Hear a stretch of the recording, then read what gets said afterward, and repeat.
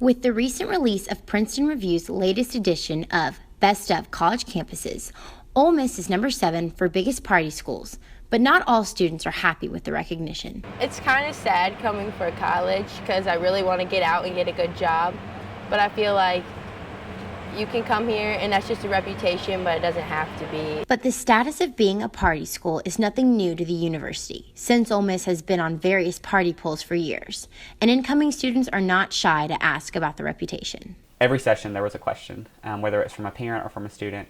On a tour, we get questions about that all the time, and I give them the same response that I give everyone else, that we have a lot to celebrate. University officials struggle to turn students that are interested in the school to focus on other things. I'm able to talk about the 330 plus student organizations we have that are doing wonderful things on this campus. So I think there's plenty of opportunities for students to get involved and to spend their time doing things other than partying. Teachers and staff alike know that, like any other school, students may be here for a party, but ambassadors are doing all they can to show that while a party is fun, in the end, is your education going to get you a job, or is a party that you're going to get you a job? And I think that students have to draw this line between what is important and what is not important. Claire Weigel, NewsWatch, Ole Miss.